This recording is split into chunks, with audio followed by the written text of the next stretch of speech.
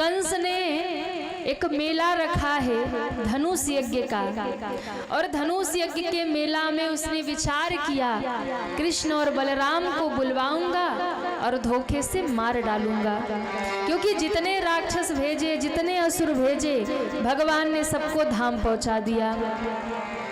कंस चिंतित है, अक्रूर जी को रथ देकर वृंदावन भेज दिया, जाओ कृष्ण बलराम को ले आओ। और अक्रूर जी जब वृंदावन आए तो मैया यशोदा के सामने आज एक बहुत बड़ा रहस्य खुला, जिस रहस्य को नारद जी जानते हैं, देवकी और वसुदेव तो जानते हैं, पर नंद और यशोदा नहीं जानते। और अक्रूर जी ने आकर बताया उस रहस्य को नंद और यशोदा को, जिस कृष्ण को अपना बेटा मान रही हो ना, वो तुम्हारा बेटा नहीं है, वो तो देवकी और वसुदेव की 8वीं संतान है कृष्ण, वो देवकी वसुदेव का बेटा है। इसलिए मैं उसे लेने आया हूँ, उसे मथुरा जाना होगा। सारे ब्रज के लोग बेहाल हो गए इस बात को सुनकर कि कृष्ण अब हमारे नहीं रहे, अब कृष्ण मथुरा चले जाएंगे। मैया यशोदा तो मूर्छित होकर धरती पे गिर गई, और मैया यशोदा को लगा, अरे मुझे तो लगता था कन्हैया मेरा लाला है, मैं इतने नाजों से इसे पालती रही, आज पता चला ये मेरा लाला नहीं, ये तो देवकी का लाला है। कृष्ण मथुरा जाने लगे, सब गोपी विलाप करती हुई पीछे पीछे चल पड़ी, रोने लगी। अक्रूर के रथ के आगे गोपियां लेट गईं, हम भी कृष्ण के साथ जाएंगी।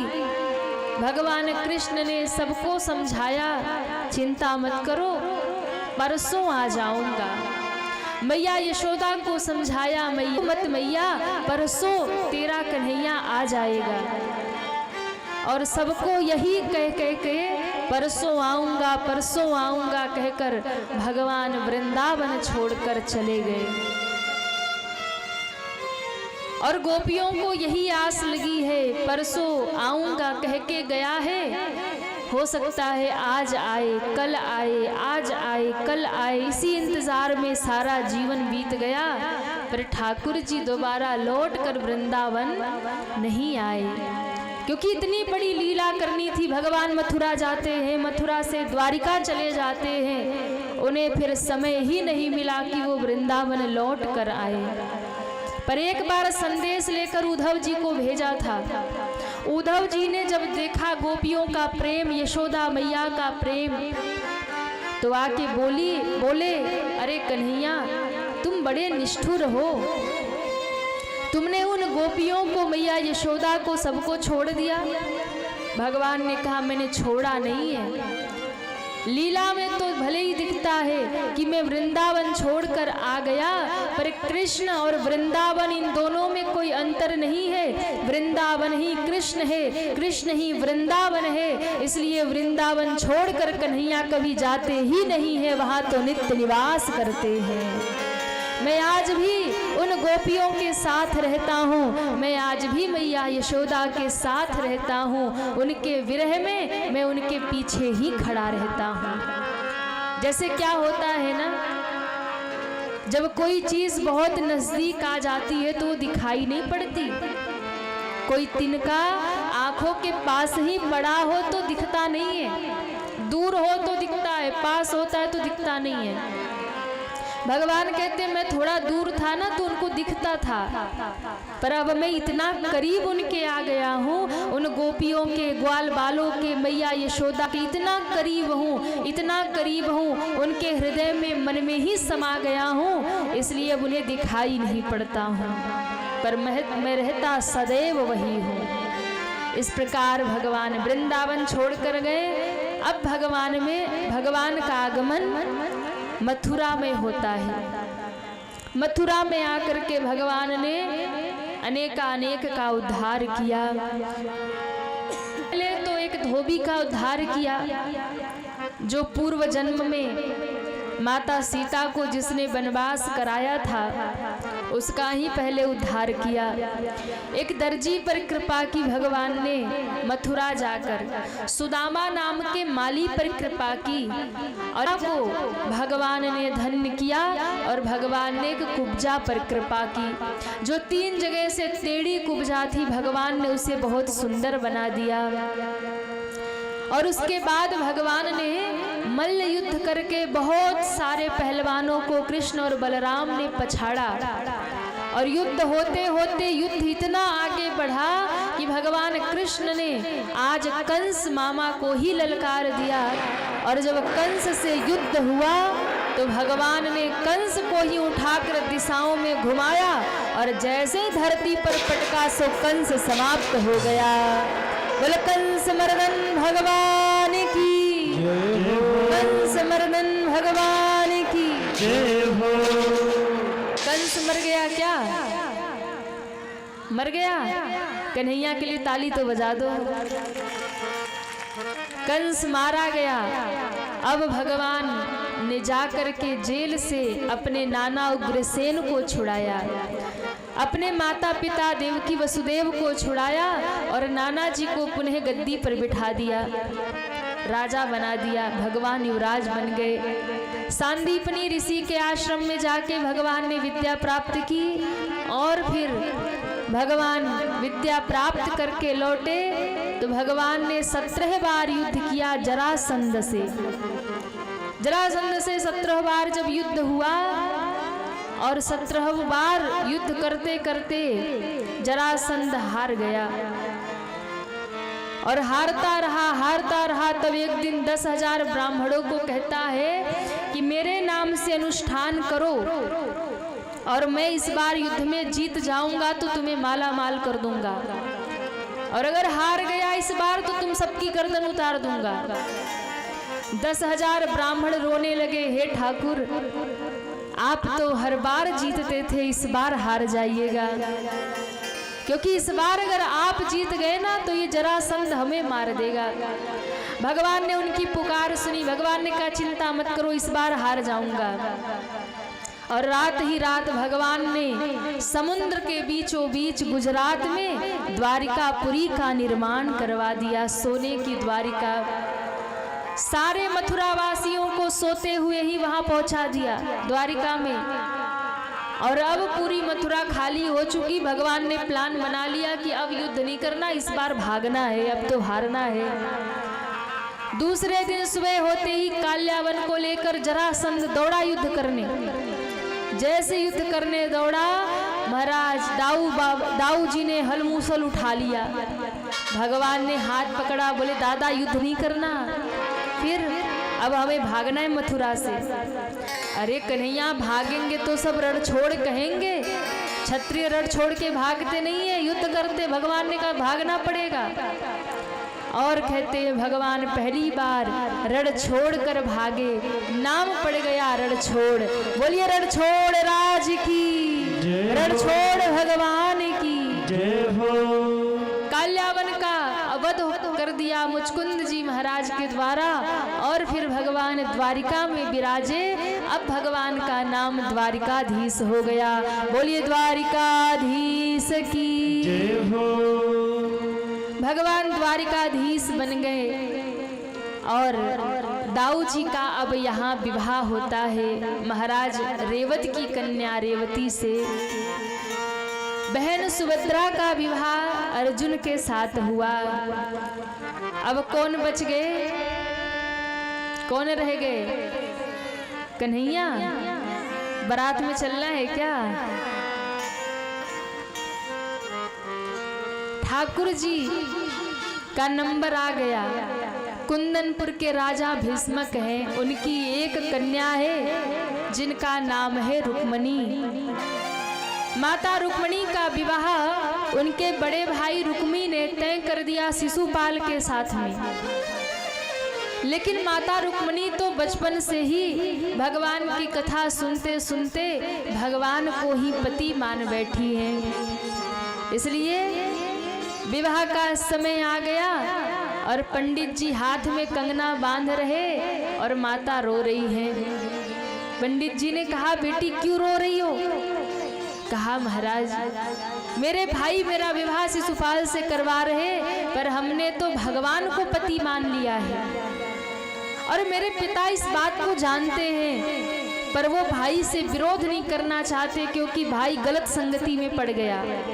अगर मेरे पिता कुछ कहेंगे भी तो मेरे भाई रुक्मी अपने पिता से ही विरोध कर लेंगे, इसलिए मैं दुखी हूँ, भगवान मेरी पुकार सुनेंगे कि नहीं। ब्राह्मण ने कहा कि बेटी भगवान सबकी सुनते हैं, तुम्हारी भी सुनेंगे। एक पत्र लिखो, मैं द्वारिका लेकर जाऊंगा, भगवान को सूचना देकर आऊंगा। रुक्मणी जी ने पत्र लिखा और भगवान से कह दिया, प्रभु आप मेरा हरण करिए, मैं गौरी मंदिर में आऊंगी, आप वहीं से मुझे स्वीकार कर लेना। विवाह के पूर्व गौरी मंदिर में पूजा करने गई और वहीं पर भगवान को सूचना मिली, भगवान रथ लेकर आए हैं, माता रुक्मणी रथ में विराजमान है और भगवान लेकर द्वारिका आ गए। बोले द्वारिकाधीश की जय हो। फिर बाद में उनके माता पिता भी द्वारिका आते हैं। अब भगवान ले तो आए पर अब विवाह होना है, इसलिए आधे द्वारिकावासी बन गए बराती और आधे द्वारिकावासी बन गए घराती। और रुक्मणी जी सुंदर दुल्हन बनी है और भगवान सुंदर दूल्हा बने हैं। बोले कृष्ण कन्हैया लाल की।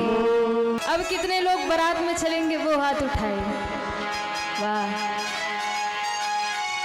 माता रुक्मणी सुंदर दुल्हन बनी है, भगवान दूल्हा बने और सब दर्शन कर रहे। बोले कृष्ण कन्हैया लाल की।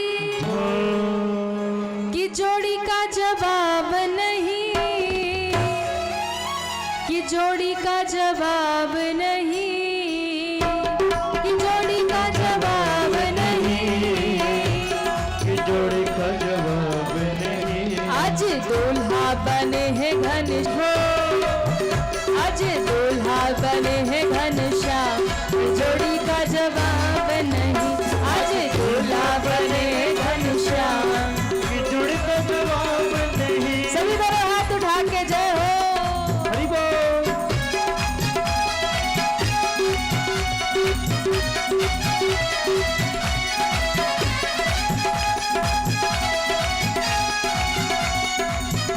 राधे जय हो।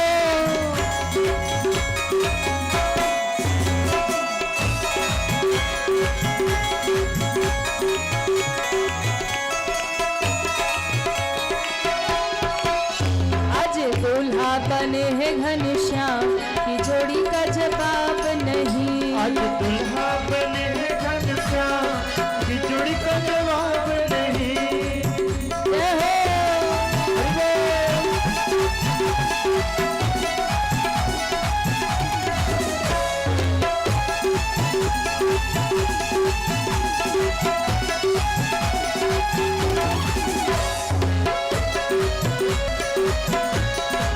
सभी दोनों हाथ उठा के जय हो। राधे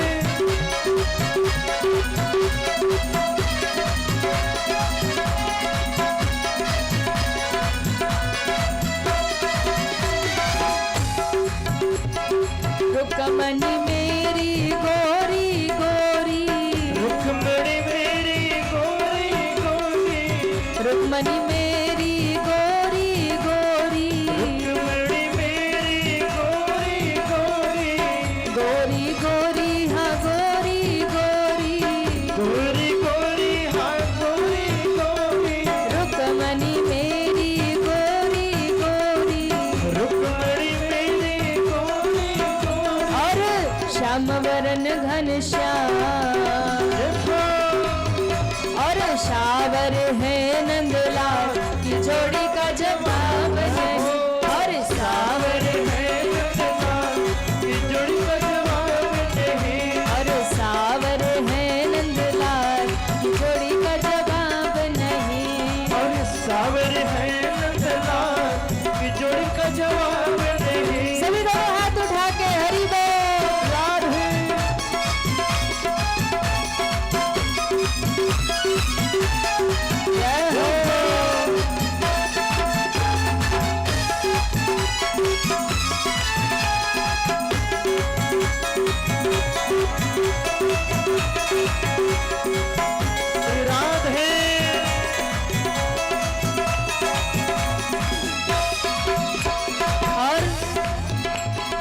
रुकमणी ओढ़े लाल चुनरिया, रुक्मणी ओढ़े लाल चुनरिया, रुकमणी ओढ़े लाल चुनरिया, रुक्मणी ओढ़े लाल चुनरिया, भैया रुकमणी ओढ़े लाल चुनरिया।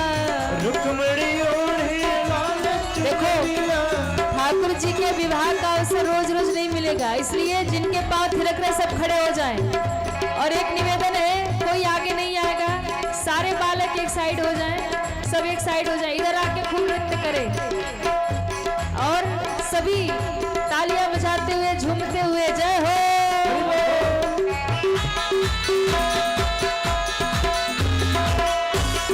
श्री राधे जय हो।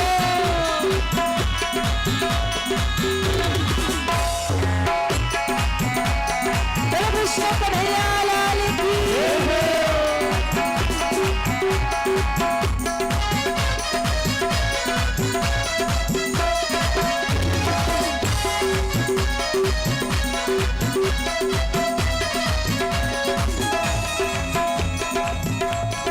रुकमन है लाल चुनरिया, रुक्मणी ओढ़े लाल चुनरिया, लाल चुनरिया हाँ लाल चुनरिया, लाल चुनरिया, लाल चुनरिया, रुकमनी ओढ़े लाल चुनरिया, रुक्मणी ओढ़े लाल चुनरिया। अरे काली कामर नंदलाल। ऐसे नहीं, सभी दोनों हाथ ऊपर करें, पूरे पूरे हाथ ऊपर, दोनों हाथ ऊपर और तालियां बजाते हुए नंदलाल। अरे काली कमरिया नंदलाल की जोड़ी का जवाब नहीं, और काली कमरिया नंदलाल की जोड़ी का जवाब नहीं, दूल्हा बने हैं घनश्याम की जोड़ी का जवाब नहीं। आज दूल्हा बने हैं घनश्याम की जोड़ी का जवाब मेरे हाथ नहीं। उठा के जय हो। हरि बोल।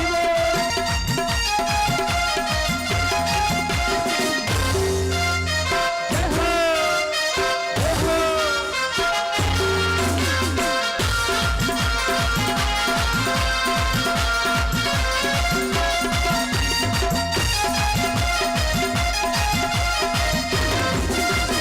जय हो, जय हो।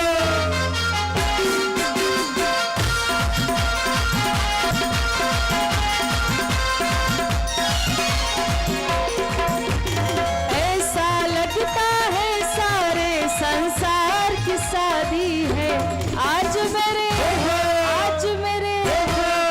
मेरे श्याम की शादी है, आज मेरे श्याम की शादी है। ओ श्याम की शादी है, मेरे घनश्याम की शादी है। ओ श्याम की शादी है, मेरे घनश्याम की शादी है। आज मेरे श्याम की शादी है, आज मेरे श्याम की शादी है। जय हो। श्री राधे।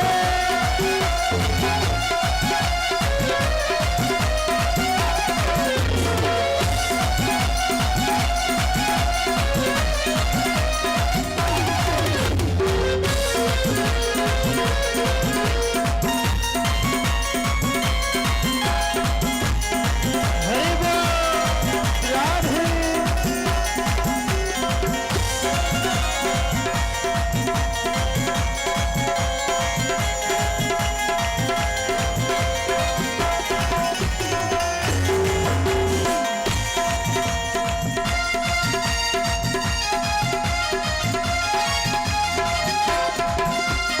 जय हो, जय हो।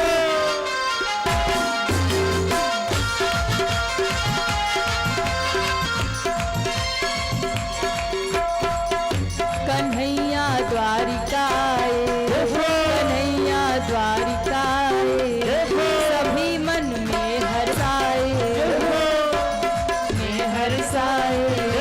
सज गए फूल जमी पर, हर्ष है इसी जमी पर। जनक नंदिनी संग हुई जैसे, जनक नंदिनी संग हुई जैसे राम की शादी है, आज मेरे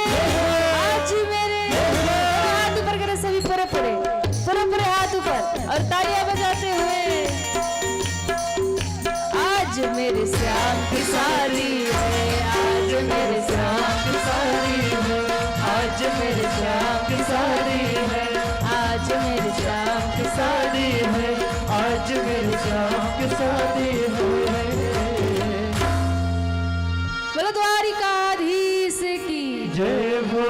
सभी बाराती बैठ जाएं।